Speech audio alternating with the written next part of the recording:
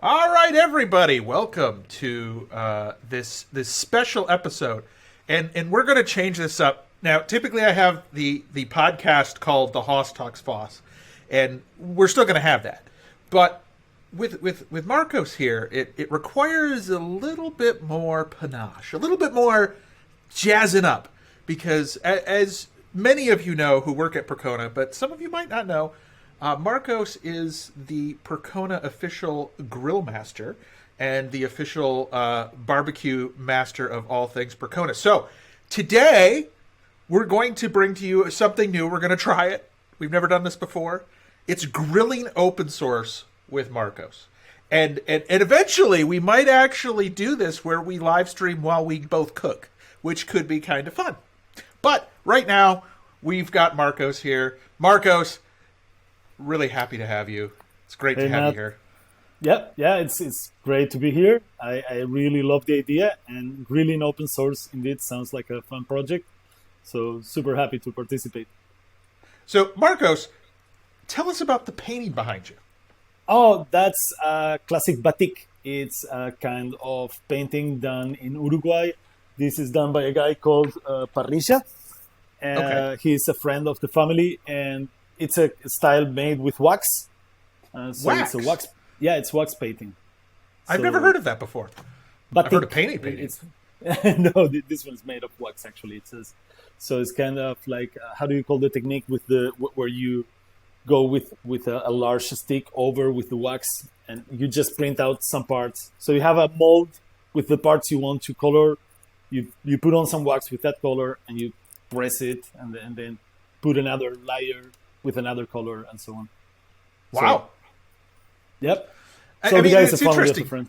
Yeah, very, very cool. Very cool. And so Marcos, you've been here at Percona for ever.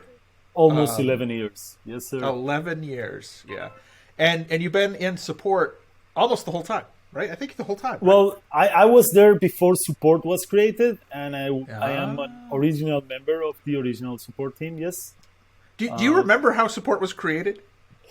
I remember it was being discussed, and one day we were in Cancun, and they said, tomorrow we're going to start taking support contracts. And basically, 2 days later, we had our very first support email. I was there with Fernando Ipar. It was a very simple thing. And yeah, we started taking support tickets in Cancun during the all company meeting in 2011, early Yeah, 2011. and what's funny is, like, a lot of our stuff started that way. So, it's very... I mean, it's the small startup, it's the small open source thing. I remember when Peter started doing 24/7 like consulting. He came to us all, and on like a Monday, and he said, "By the way, on Thursday we're all going to do 24/7. Everybody needs to take shift, right?" And it's like, what? That's when SSCs came in, right? Like the support. Yes, yeah. Shortly thereafter, that's how I came into Percona. That was my role. Yeah, a few of us actually started in that. We were consultants, and so I did like 3 a.m. shifts, or like the overnight shift occasionally, because everybody was just scheduled. So yeah.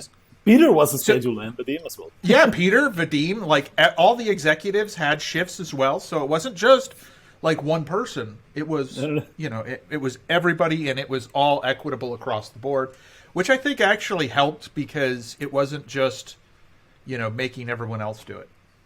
So that's one thing about startups and open source is that you have to sometimes take growing steps, and you don't have the funds. Like in a bootstrapped company like Percona, you can't say let's hire 24 persons to just do the night shifts and like fill up a schedule of people, and it had to be bootstrapped. So yeah, everybody has to put some effort, and I guess that's also kind of goes hand in, like that adventurous spirit goes hand in hand with open source, and it fits very well in the culture. Yes, it does. Now, speaking of adventurous, and we mentioned that you're the Percona Grill Master. So what kind of eclectic things have you tried that either like you found like I don't think I'll like this, but you really did when you go out and you make some good barbecue? Wow. Well, I'm gonna tell you one that you're gonna. I hope you're not grossed out. But no. So we eat entrails, right? Like we eat what we call chinchulin. It's like the thin intestines. Yeah, the So intestines. intestines. So yeah, that's something you said. Yeah, I'm not sure I'm gonna like that, but those are like. But then one day, I was like, we also eat the sweetbreads, right? And those, I usually also like. But then you also have the testicles, and that one is like I'm not sure I'm gonna like that. And finally, one day they told me, "No, you should prepare them and have some." And I was like, "Okay, I'll try it." And yeah, I was actually pleasantly surprised. So when Weird people come down, texture, super flavorish. so when people come down, do you like to like grill like the intestines or the testicles or the like and then give it to them and then like not tell them? Intestines and sweetbreads, yeah, especially sweetbreads are like super good. Like it's super super good. And yeah, sometimes I will tell people I will never give them surprise, right? It's like I will tell them what it is and convince them that it's actually super delicious. And when they see the platers go away in a second, they actually get convinced. So they usually try it. Yeah, it's weird because depending on where you live, it's a little bit different, like what people generally eat and what people are willing to eat. It's just not something that you typically eat here, like in the United States. Then tongue, cow tongue. Oh yeah. Like slow cooked. That was something also that I was like, I'm not sure. I was like, I don't like the look of it. But yeah, it's like actually slow cooked is really, really good. Really good. Well marinated. Well, cool. Yeah, well, and so that's good because like I said, all the little different individual pieces there. It's interesting because we just don't try them here. But as you try those different things, you've had to support many different things in the open source space as well. And so over the years, you've had numerous support cases. What typically do you see as one of those like challenging things that continually comes up? Like what do you see that from an open source perspective that causes people pain? Wow. From the open source perspective, well, I can tell you what causes pain on MySQL. Like usual things that usually are hard to diagnose, like memory leaks or some weird crashes that are super hard to reproduce. But so like now there's more and more tooling, right? Like some years ago, like I would say 5 years ago, it was hard to do some performance diagnostic because we didn't have perf and we only had O profile and it was so heavy. And now we have perf that improved performance diagnostic a lot. Now we have BPF trace, which it's dtrace for Linux. So that's also a great move forward, right? Like BPF and perf have been really instrumental to solving many complex cases, especially perf, because BPF, there are only few customers that are running. So perhaps that's one thing that I could say that is hard in the open source environment. Moving people to newer versions, so the big enterprises, they use open source, they now embrace Linux, they are sure that's the way to go, but they're super conservative and they are still running 2.6 kernels, right? So, really? Wow. Yeah. Like I have, I don't know, 5.14, 5.16 in my laptop.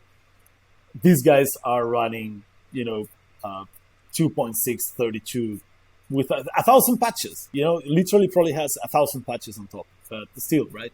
And some stuff is backported, some stuff is backported in an incomplete way.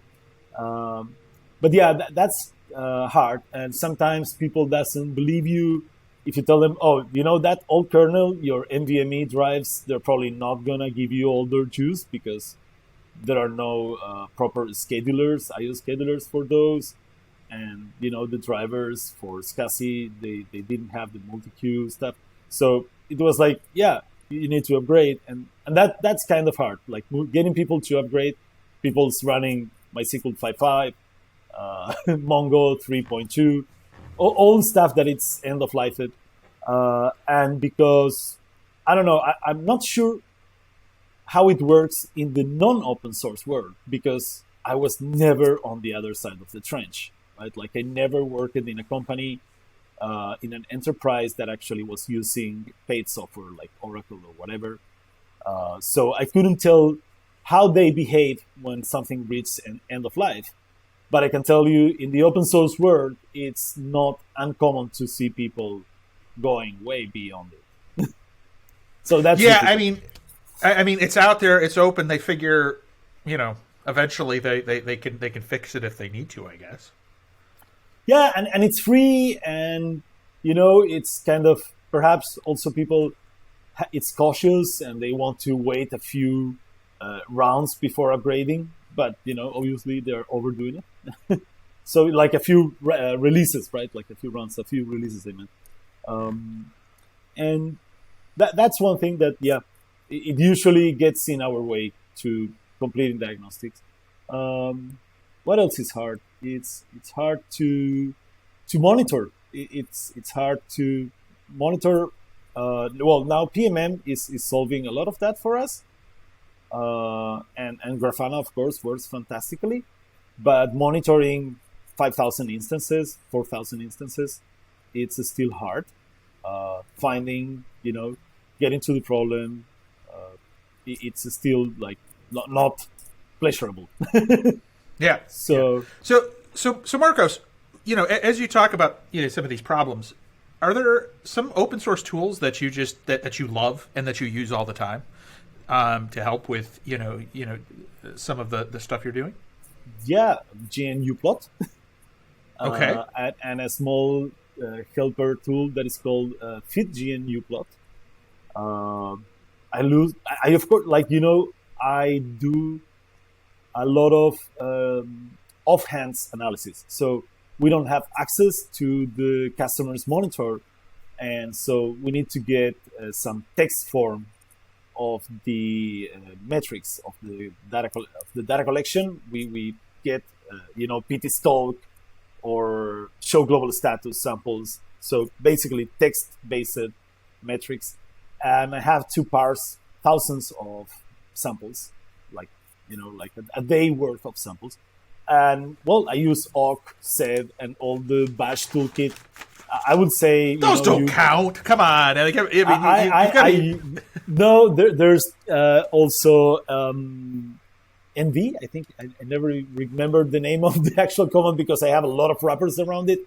But it's something to work with tabular data, and you can summarize per column, per row, average, whatever. It has a lot of tools that allow you to work with that. But yeah, I do a lot of that. I do a real lot of that. What else do I use? I use Keyhole.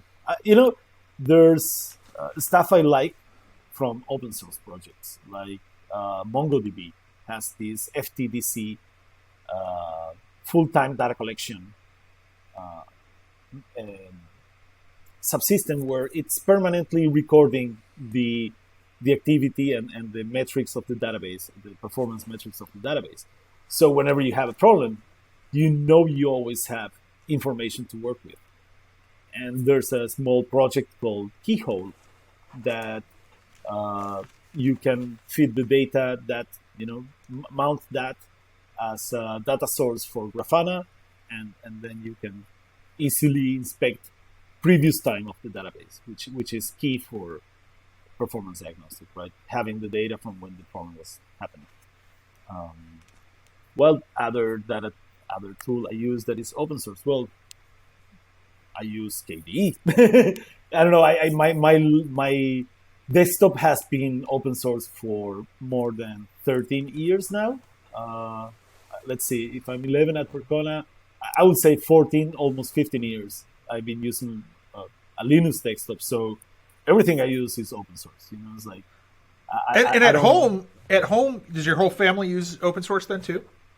The kids do have Linux there. We do have a Windows instance as a dual boot to run some games. It's the gaming thing. You gotta, that's the only, catch. Right? But actually, I was reading this article from ESR, and Proton. That's the name of the technology. Where mostly you can run Linux stuff natively on Windows, right? Yes. Yep. So you know what? Like this guy says, you know what's going to happen? At some point, Windows. Now you can run Edge natively on Linux, right? It's an ELF. It's an ELF binary. So, this guy says, well, the most natural thing for Windows, whose business is now mostly running on Linux because Azure, most of the money for Windows, for Microsoft comes from Azure now. It doesn't come from Windows anymore. Right. Even they have the monopoly on the desktop market. They no longer make so much money. And maintaining the beast that Windows is, and also integrating at the same time with Linux because they need it, because now it's their main business. It's running on Linux. So the natural thing is to make Linux kernel the Windows kernel. And it does look like they're going towards something like that, right? It could be, I right? imagine Ballmer. Yeah. I imagine Ballmer, revolving on his tomb, on his grave. Oh, yeah. Oh, because Linux is the cancer, right? Right. Yeah. That's what, I get that. That was a famous quote from him back in the day. That was a famous quote. It is interesting that, like, you start to see these companies who are so anti-open source. Now they're like, it's the only way. It's the only way. Yeah. But then but then you have a flip where, some of the classic open source companies that are out there are now trying to go more closed source and proprietary. Well, yeah, Red Hat's move with Red Hat, IBM moved with Red Hat 8. That was. You mean CentOS and the move to what is it called? Streams? Yeah, streams and continuous deployment or whatever. Yeah. It's that's. Well, obviously, that's the beauty of the open source world, right? Like, what happened? Like, there went the guys and 3 new projects forked that tried to provide the replacement. And just, I think it was this week, I lost the name of the project. Spine Linux? No, it's one of the forks just had a beta release this week, right this week. So it's not ready for production. It was right in the message of the day. There was a large message of the day saying, don't try this in production. But they are already providing an alternative. And well, there's Elmo Linux. I'm looking. Elmo Linux gets support options. No, that looks like the biggest one that keeps on coming up when I look for it. Pike Linux. Damn it, I don't. So there's Rocky Linux. Rocky Linux. That one. Rocky Linux. Okay. Yeah. So it looks Rocky like Linux. Right now you've got Elmo Linux and Rocky Linux are the two ones that most people are looking at right now. I was looking at Rocky. It seemed the most interesting to me. There was people from original CentOS team in there. And it's like, that's the beauty. It's like the community and the people that depend on the things. They were not locked in to Red Hat or CentOS. They just took the code and said, screw that. I'm just going to use it the way I want. But isn't this what people fear? Like, aren't these companies fearful of that? I mean, Red Hat's a little different, right? And obviously with IBM, it's a different company. It really is. It's not the same necessarily Red Hat. But when you look at other companies who are, we're going to change the license, we're going to create more as in the enterprise only space. Does that hurt like the community? Is that something that, like, I think for me it turns me off, where I'm like, I don't know if I want to use that anymore. I don't want to it's contribute. kind of a rhetorical question, right? It's kind of a rhetorical question. Yeah. Okay. Yeah. Yeah. So, yeah, obviously, it's like if I am using a product and you change the license, like it happened with Mongo, like the change they didn't affect most users, but they certainly affected their freedoms. Now, those users no longer have one of the freedoms they used to have, and so that point is. They can also change other freedom tomorrow. They changed one that didn't affect you, or apparently, but they could change another one tomorrow. And they could, when they come out with new features, oh, look, the article I gave you today, it's like you can see great improvements going into the enterprise version and not into the open source version. And well, yes. MongoDB has done that since the beginning. MariaDB is doing it now with the redo log options, advanced redo log options, and yeah, that actually hurts people when things are geared towards pushing customers into an enterprise option. Like, it's good if customers want to pay for an enterprise service, because the service you can get from multiple providers, and that is like, the key is like, that's not vendor locking. It's the portability. That's portability. You're keeping control of your own destiny. But now, if I give you an option that only works in the enterprise version, if you go away, you no longer have the option. There was a famous discussion in MongoDB when the lookup was implemented. Lookup is like join for documents. And initially, that was going to be only in the enterprise version. And some very well-known people from the community came up and said, that's shenanigans. I call shenanigans, and please don't do that. That's a horrible attitude. Finally, Tengen, back then it was still Tengen, I guess, came up and said, okay, it's going to be the community edition. But they can do whatever they want. And yeah, if their compromise is not with open source. Yeah, and when you start to see people, take what is kind of the proprietary way of running a business and then start applying it to open source to generate more money or to get more revenue, you have some weird things. And I just read this article, and it is not open source related, but I like it because it articulates one of the issues that you have. So, McDonald's. Everybody in the world knows McDonald's. Okay? Have you ever gotten a McDonald's ice cream cone? I have, yes.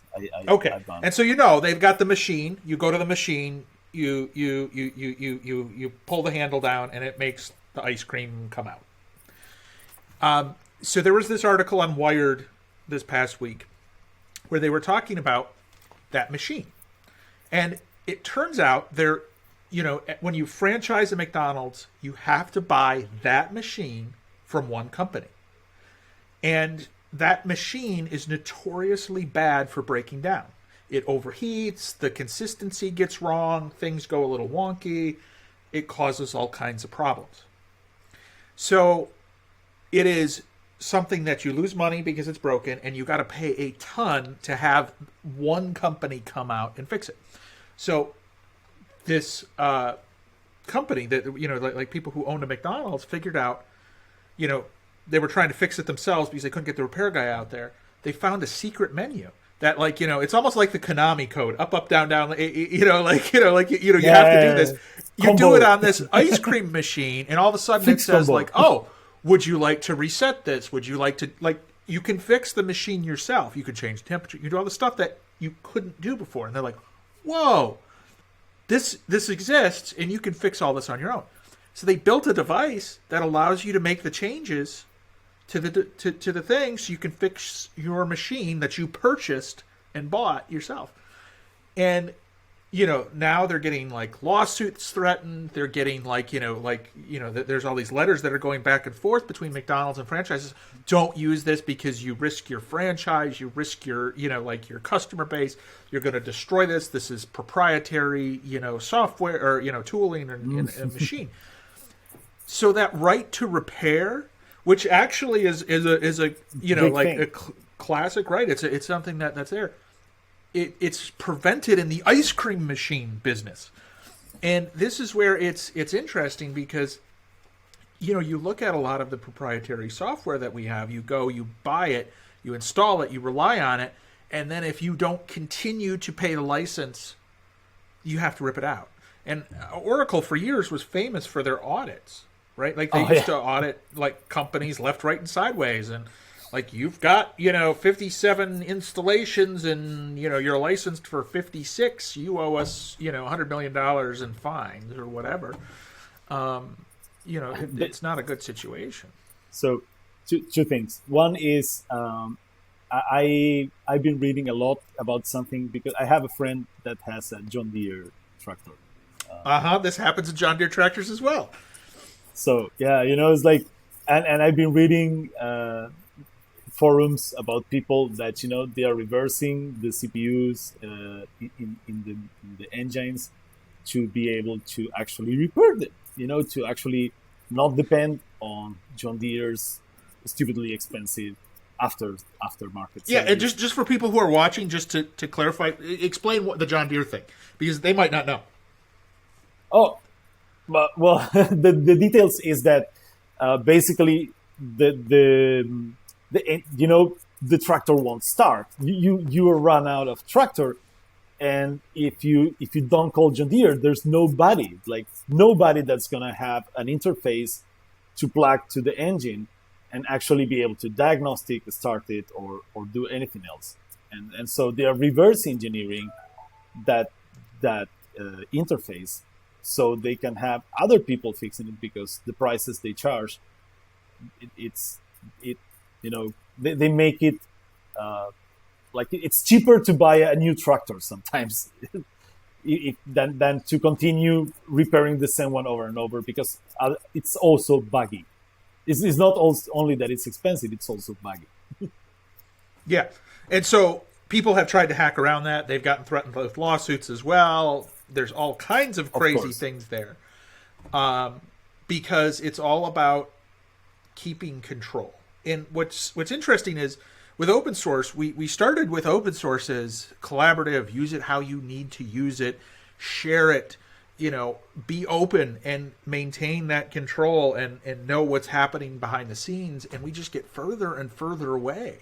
Now, what's interesting is the companies, who are out there and they're built a lot of their infrastructure on open source, they're now having to become the maintainers and the champions of open source. Look at Facebook, right? Yeah. Facebook has more open source projects and has, given more open source code than almost any other company out there. And they're not an open source company. Oh, no. They have tons of proprietary hardware, firmware, and software. But yeah, like your example with McDonald's, like the guys found a way to actually fix those machines, and they started sharing, because they somehow knew that sharing, someone will come up with an improvement, a fix, a cheaper way to build that toy that will plug to the ice cream machine and fix it. So that's community as well, right? Like that was a community in action, and that's the one great thing, and that's why I think Facebook open sourced that stuff, because it knows that it's gonna have collaboration from others, and it knows it's the right thing. It's gonna. It also helps them build reputation. It's technical reputation. It's goodwill, right? Like you are having genuine goodwill towards open source community, which is it's a good asset to have, right? It's like, if you want to hire people from that community to work with you, better have good reputation among the community. Like, who will go work for Amazon, right? Like, they don't have the best reputation. So, they have a harder time hiring people from this community. And and this is where it's weird, because you see companies that started on the open source level, Elastic or Mongo or these others, and they're like running the opposite way, and then the cloud providers are, like Microsoft, are like, ooh, open source, and like, they're crossing over, and I wonder if that's because early on the days of open source, it was kind of the anti-establishment, and not only was it the anti-establishment, it was the alternative to the big providers, like. You don't want to run Windows, you run Linux, right? Yeah, it was the communist alternative. But it was that, and you could make a business being the alternative. Well, when the alternative becomes the standard, what happens? Yeah, it's a different. No, and the thing is, many companies find it easier to profit with a product than with a service, and that is like, there's no product if the product is only open source, right? Or there's less enticement for customers to purchase and pay recurrently for a product if there's an open source alternative, and that's how people ends up paying, right? Like, someone builds a super good, necessary, desirable feature, and you pay for it because it's easier than implementing it yourself, and there goes open source, right? Right. Yeah, no, absolutely. Absolutely. But yeah, it's like, times back, it was like the anti-establishment, right? It was like the way to fight. How could a small business, make front to big businesses? Well, this is like a key advantage, right? This is like, okay, I am the rebel, I have little money, I have good ideas, and now I have a way to carry on with them. I have an operating system, I have a web server, I have a database, I have programming languages, and I have all the tooling necessary to develop and create useful projects and put them out there, make them scalable for basically free, just with my fingertips. And that is like what actually catapulted open source into the fame, right? Like in the 90s, because that it really allowed, like, I had my own business, and at some point I was considering purchasing Informix licenses, right? And it was like, they were like $20,000 each. Yeah, right? Yeah, they were really expensive. It was so. At some point, Fernando Ipar told me, "Hey, why don't you look at MySQL? Right? It's a sufficiently good alternative." It was early 3.0 right then, Yeah. So I was like, okay, I'll take a look, and it was like more than enough for my needs. Super simple to use, and bam, it ran on Linux. I was already on Linux. I was already using everything else open source. So we went with it, and we saved tons of money that allowed us to run for months and months. And that was like the first-hand experience I have with, it allows small companies to do stuff that otherwise would be impossible. The entire internet was built that way, right? Yes. The internet, absolutely, as we know it, would not exist without MySQL, Linux, Apache. Oh, no, absolutely not. It will be all big firms, right? Like, yeah. So, and there was something else I was about to tell you, and now I lost track. So it was along with the John Deere thing, and I lost track. It's okay. It's okay. But I mean, like, as the technology kind of moves, faster and, evolves, databases, for instance, they're becoming mostly a commodity. I mean, like, it's something that people just kind of view as, I need it. I don't want to think about it, right? Yeah. I want someone else to think about it. And that leads to a lot of, things with, either database as a service or cloud providers or Kubernetes type, how do I just let somebody click a button and do it? Yeah. Yeah, that's obviously. I think Peter likes to say that the database service is the future, and that's where we're heading to. I agree that for many needs, database service is the answer. Like development teams, QA environments, user acceptance environments. For production, I don't think those are as a service, right? Like, I mean, I speak with large customers, and they come to me and they tell me I want to go to Kubernetes, and I ask them how many clusters do you have? It's like, well, I have only 6 clusters. Do you plan to have like 20 more in the next year? No, I think we're going to stay with 6 for like the foreseeable future. So, it's not there where I see the database service thing going, but rather on the back end, right? Like in the back office, like people doing the development, analysts that want a copy to run their reports, stuff like that, right? And for that, of course, like testing backups, it's an amazing use case for database service, right? Like spin up a database, toss in this backup I just took, make sure the database comes up, shut it down, right? Like it's a service, it's the backup verification service, right? So that's a good one. And that kind of functionality, I think it's amazing. And yeah, open source databases have now become a commodity. Yes, I think there's like a limited amount of flavors you choose from.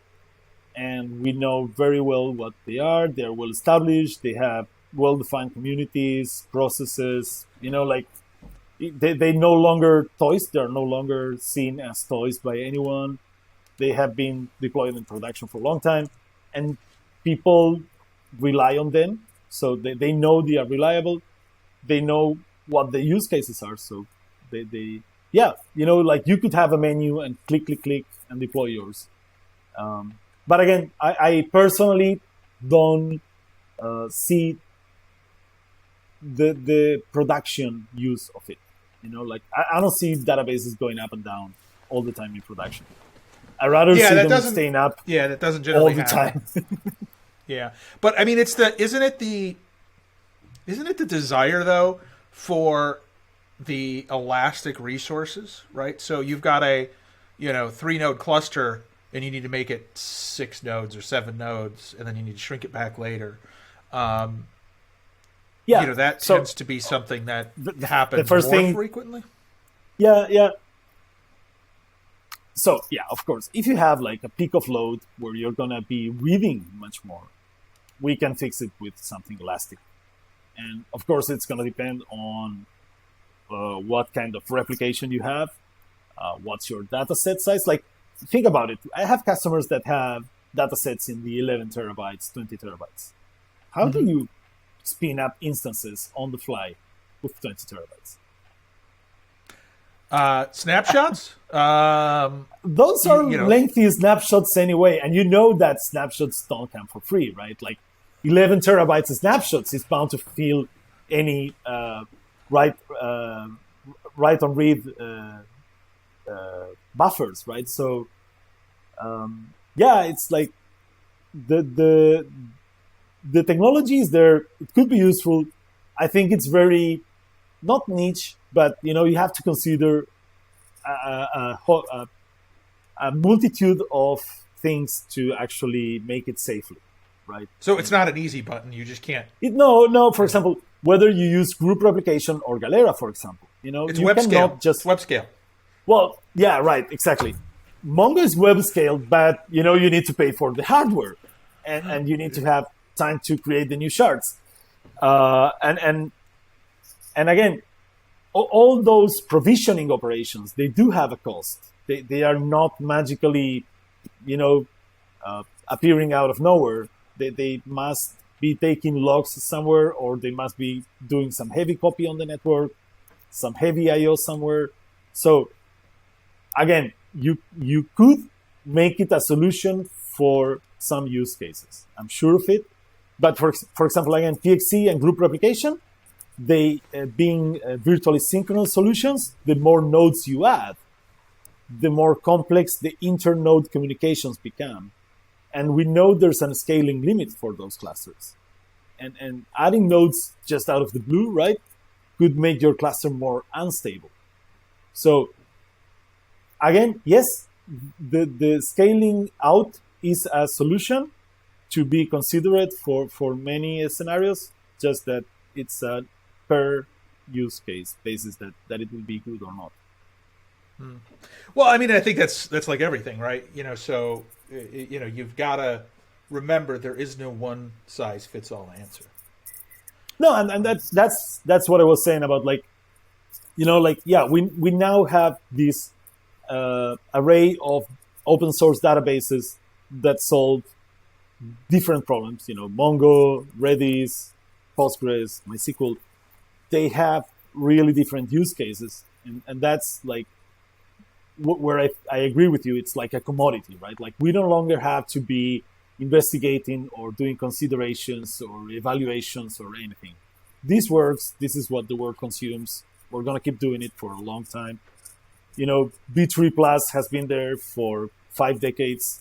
And, it's not due to lack of smart people in the industry that we haven't come up with something new. It's just super hard. LSM is a good alternative, but has, shortcomings. FT, fractal trees are also another alternative, also has shortcomings. So, different use cases. But yeah, people knows what's available and know what to use it. So yeah, that's what I call a commodity. So let's take something for let me ask you this, and this will be the final question on our Grill and Open Source today. So I'm going to rip this right out of the headlines. Okay, this is right out, pull it out. So right. I don't know, have you been following the Linux kernel patchgate thing that's been going on with the University with the Wisconsin University. Yeah, the University of Minnesota. So just Minnesota, so everybody's aware, sorry, Wisconsin. Some researchers decided to put security vulnerabilities in PR requests and see if they could make it through. See, and Greg Cohen was furious. Oh, yes, very, very much so. Yes. He was furious. Yes. And so, what do you think? Well, it's a bad joke. I know Greg gave the university a series of steps they should take on, but I haven't read the steps.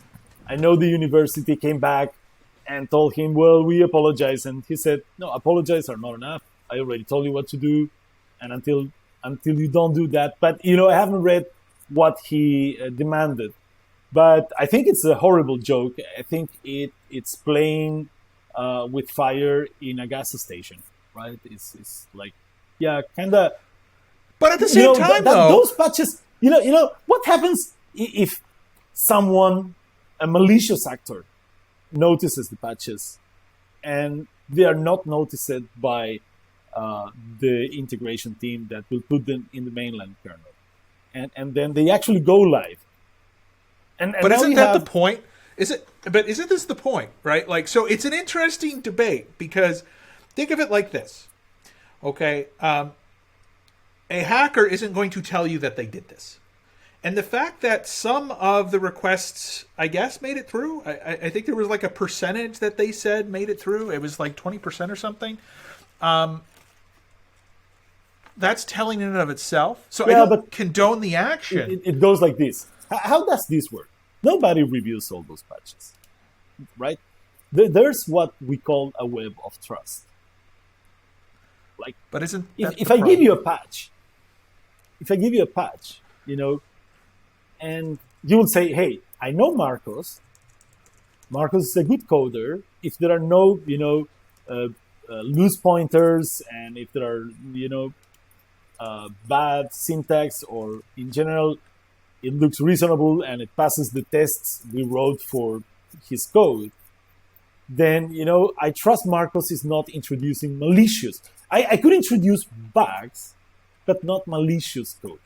And that, if I introduce malicious code, then I'm breaking the web of trust that must exist for a project like the Linux kernel to exist, to be possible.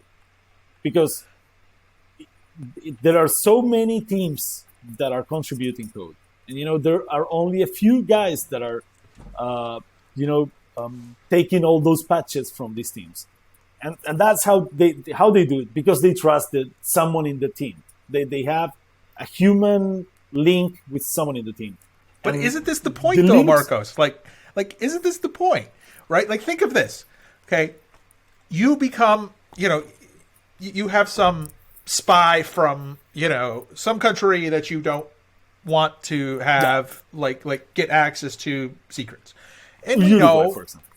yeah, Uruguay. Those Uruguayans, Uruguayan like spies. Marcos, yes, who just want your data. If you establish yourself as a credible person, I mean, that's kind of like a tactic, right? Then what you're saying is you could submit a patch that basically gives you backdoor access to every Linux box running that kernel. Yeah. So I know. Look, there's no perfect security, right? Like, No, there that we isn't. know. But this is the argument that proprietary companies make, right? Is like, hey, I control that, and I know what's going in. Do they? How can Well, they? that's what they say.